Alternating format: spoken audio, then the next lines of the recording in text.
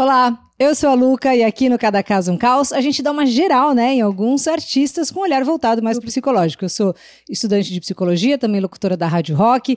Tem aqui também o nosso querido professor e psicanalista, o Mário Sérgio Picorelli. A produção e edição é do Rafa Bolo, da Pombo Produções. Hoje vamos falar do Damon Albarn, do Blur. Ele nasceu no dia 23 de março de 68 na Inglaterra. O avô do Damon, o Edward, era um arquiteto que foi objetor da consciência da Segunda Guerra Mundial. A grosso modo, o objetor pede uma autorização para não cumprir uma obrigação que vai contra as convicções da pessoa, Ele era um ativista da paz.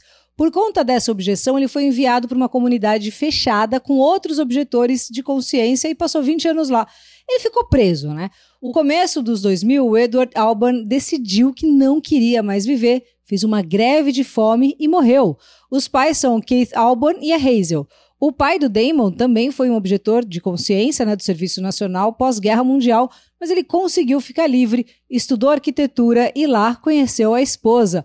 Os dois sempre foram, super criativos, e deixaram grifado em negrito em Arial 72 a importância de valorizar a arte e a criatividade. A criação, de texturas, de efeitos, de sons, tudo que fosse sensorial também fazia parte desse amor da família do Damon Albarn, O Damon é o filho mais velho, Ele tem também uma irmã, a Jessica, que inclusive é uma artista maravilhosa, ela é uma desenhista, de primeira. Ela já escreveu e ilustrou um livro, os desenhos dela são, surreais. E ela pira muito, em desenhar insetos, é muito louco. O pai do David sempre foi um cara, muito nessa pegada. É um arquiteto fodaralho, Inclusive, o Damon era a cobaia preferida dele, O Albarn era um especialista em testes para projetos educacionais e brinquedos para crianças, incluindo móveis de fibra de vidro e vários tipos de estruturas de brincadeiras. O pai era um arquiteto mega fodaralho, O pai junto com a mãe criaram a Playlearn, uma fornecedora gigante da Inglaterra de equipamentos e móveis multissensoriais. Sucesso absoluto. O Damon foi criado dentro do conceito da religião Quaker, sabe qual que é? Ou a sociedade de amigos, Os Quakers, eles acreditam que as pessoas têm a capacidade de sentir a presença de Deus sem nenhum intermediário. Para eles, todos os indivíduos são dotados de uma luz interior, que é o Espírito Santo. Então, eles também, não aprovam gastos supérfluos, títulos de honra, diferenças entre classes sociais, roupas caras, todas essas coisas, eles não vão com a cara, não. Além disso, eles prezam por uma sociedade igualitária, sem discriminação entre sexos ou cor de pele. Entre os Quakers, as mulheres tinham os mesmos direitos de participar dos cultos que os homens. Eles também foram, fortes defensores do feminismo e do abolicionismo. Demais, Outra coisa, são adeptos da não violência. Então, eles se recusam a praticar atos violentos ou utilizar armamentos, mesmo que seja para defesa própria. Por isso, também, que a família tinha esse histórico aí de objetores de consciência, Várias organizações importantes foram criadas pelos Quakers, como, por exemplo, a Anistia Internacional, super famous, Greenpeace também. Só um adendo, O fundador da Quaker, que você conhece aí do Café da Manhã, quando leu um artigo em um jornal sobre a religião, achou o máximo que as qualidades descritas como principais fossem integridade, honestidade e pureza. E ele achou que batia muito ali com a identidade que ele estava pensando quando estava prestes ali a lançar o produto da empresa dele de aveias. E assim escolheu o nome. Falou, curti, vai ser esse aqui, Quaker. Os caras da religião depois ficaram, na verdade, meio potos, porque a empresa acabou ficando mais conhecida que a sociedade de amigos. E para melhorar, mó galera achava que eles usavam aquelas roupas mesmo ali do mano do logo, meio batavo, sei lá. Bom, na parte musical, o Damon curtia música desde sempre. Para você ter uma noção, quando ele tinha só 6 anos, participou de um show dos Osmonds, que era uma banda de uns irmãos ali que fez bastante sucesso nos anos 70. Novinho de tudo, já começou a tocar guitarra, piano e violino. Na adolescência já queria ter suas próprias composições e uma delas ganhou uma eliminatória na competição nacional, super concorrida, a competição nacional de jovem compositor do ano. Mais velho, ali no ensino médio, o Damon disse que se sentia muito impopular e muito irritante também para muitas pessoas. O que deu uma salvada, é que começou a se interessar pelo teatro. E foi bem a galera ali que começou a ir mais, foi nessa época que a galera começou a ir mais com a cara dele. Os coleguinhas, davam um golinho de Yakult para ele, dividiam o alpino, e as coisas foram melhorando. Foi nessa época aí que ele conheceu o futuro guitarrista do Blur, o Graham Coxon, que disse que ficou impressionado com a segurança que o Damon tinha no palco. O Graham chegou todo amigão, assim, dele, né? Já abrindo os braços, oferecendo aquele suquinho de granada dos anos 80. Lembra desse suquinho? Como é que pode, né? Era normal. E o Damon olhou pra ele, deu uma medida, assim. As primeiras palavras pra ele foram: seus brogues são uma porcaria, amigo. Dá uma olhada nos meus. Esses aqui são os tipos certo. Esse brog é um estilo de sapato, de salto baixo, né? De couro. Tem uns furinhos em cima, assim, decorativo, sabe? Aquele respirinho de chulé. Pronto, eu sei que a partir disso viraram BFFs. Descobriram que amavam as mesmas bandas, tipo Human League, aquela do Don't You Want Me Baby, sabe? Também piravam em The Jam, Beatles, Madness, Specials, que é muito legal. Mais Beatles, e mais John Lennon, e mais George Harrison, enfim. E ele teve algumas bandas, né? Muda nome aqui, muda ali, e tudo ia se transformar quando ele se matriculou num curso de música, né, no Goldsmiths College de Londres em 88. E você que inclusive está assistindo a gente aí também pode aproveitar e estudar música, sabe? Assim, não precisa ficar se achando que não tem tempo mais, não dá. A filosofia principal da Music Dot é que qualquer um em qualquer idade pode aprender a tocar um instrumento. O negócio é praticar, então pratica. Dentro aí do seu tempo, onde você preferir, tudo online com professores de verdade. E para os inscritos aqui do canal tem plano exclusivo e zilizíssimo de R$ 45,00 mensais para você fazer quantos cursos quiser. Olha que legal. É só clicar no link que tá na descrição, que é musicdot.com.br/promoção/Luca. Então, bora fazer estudar música, que é o maior dos da hora.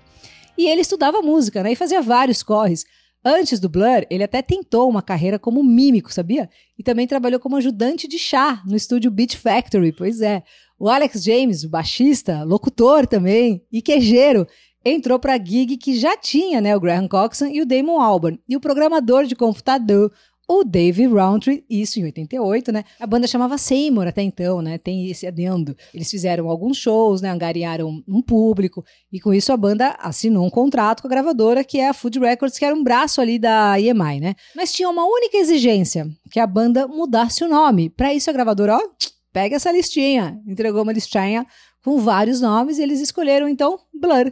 Bom, aqui começava o hoje tão famoso Britpop, né? Oasis ali, 93, 97, essa briga terceira D entre Oasis e Blur, né? A batalha do Britpop. Os caras estavam bombando, sucessos ali absurdos, né? Do Blur, como Girls and Boys, a belíssima Coffin TV, There's No Other Way, maravilhosa, a ultra famous Song 2, né? Aliás, esse era um nome provisório, sabia? Porque era a segunda música do álbum, tem 2 minutos e 2 segundos, 2 versos, 2 refrões e foi o segundo single do disco. Fenômeno absurdo. A banda ganhando dinheiros, milhões de dinheiros, fazendo sucessos. Aí você já sabe, né? Quem é perito aqui de Cada Caso um Caos já percebeu que o problema costuma entrar aqui, quando a pessoa realiza e ultrapassa o sonho, né? Cheio de dinheiros, aparecem também os alpinistas sociais e uma sensação de poder, né? Que ele nunca tinha pensado em experimentar. Um amigo, entre aspas, né? Foi até a casa do Albarn e levou, sabe o que para ele de presentes? Heroína. Ele experimentou e quase foi pro buraco de vez. Passou muito tempo com problemas por causa de droga, mas ainda bem que ele conseguiu sair. O vício mesmo dele é criar. Ele foi super estimulado na infância, mas de uma maneira diferente, né? O pai estava sempre fora e quando estava em casa brincando com o filho, na verdade ele estava testando ali novos experimentos e sempre aquela cobrança de ser criativo, de fazer coisas, de criar tendências e por aí vai. Sobre as drogas, o Albarn já tá limpo assim há um tempão, há vários anos, né? E disse que a droga entrou pela porta da frente, né, na casa dele, e ele pensou, por que não, né? Qual que é o problema?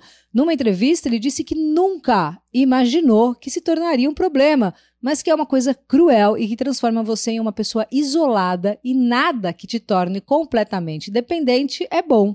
Total verdade, né? Além do Blur, o Albarn alcançou um sucesso absurdo, se bobear, até maior, né, se bobear, o Gorillaz. Na época ele pensou no projeto ali, ele falou, tá fervendo de boy band aí, né, o auge da MTV, tava achando tudo muito planejado, muito fictício, e aí veio a ideia, por que não fazer uma banda extremamente montada e de mentira, né, fictícia. O Gorillaz é formado ali por 4 personagens, né, de desenho, o 2D, né, o Murdoch, o Nuttall e o Russell.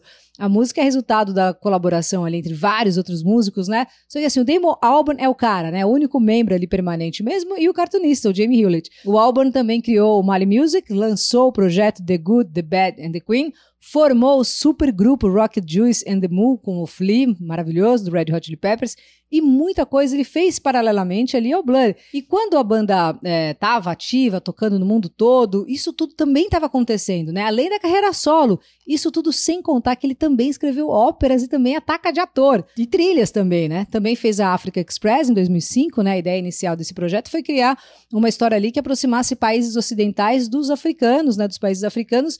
Já lançou vários álbuns com esse projeto, tem vários trabalhos filantrópicos, assim, né? Tipo o Stop the War, né? Coalition, tá sempre juntão com esses caras. Também fez várias trilhas para filmes, né? Já falei isso. Produções teatrais. Ele também foi nomeado oficial da Ordem do Império Britânico pelos serviços prestados à música. Olha, não para. O Albarn recebeu também um mestrado honorário em artes da Universidade de East London, no mesmo lugar, inclusive, que o pai dele estudou, né? O pai mestrão, assim, uau. O Albarn namorou um tempão, nos 90, a vocalista do Elástica, né? A Justine Frischmann. Ela disse depois que o relacionamento miou de vez porque a banda dela estava fazendo mais sucesso do que ele imaginaria. Hoje ele é casado, paizão, né? Ele quer que a filha dele, a Missy, tenha o que ele não teve, um pai normal e presente.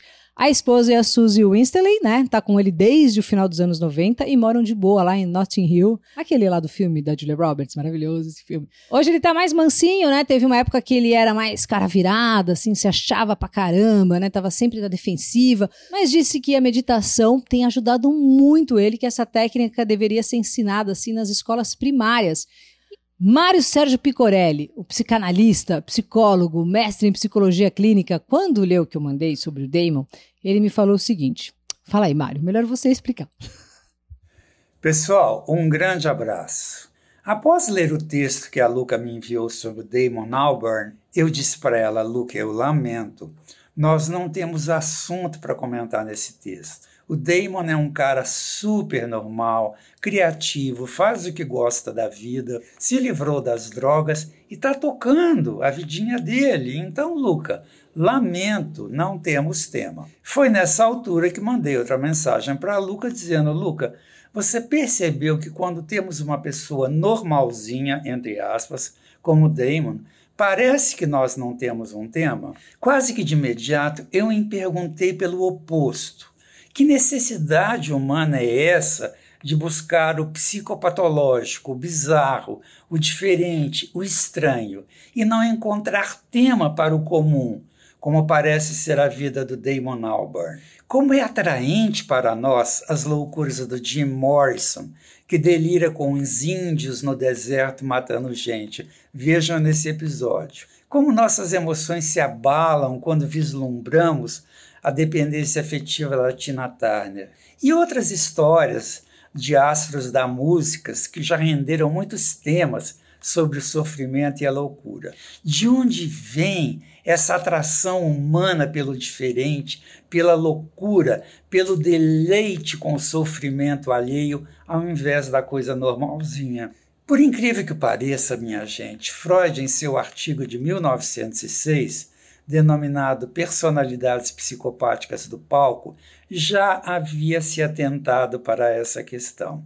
De acordo com ele, nós nos deleitamos com o sofrimento do outro porque é o outro quem está sofrendo as dores, os dramas, as histórias tristes, as loucuras, e não nós mesmos. Trata-se de uma ilusão, portanto.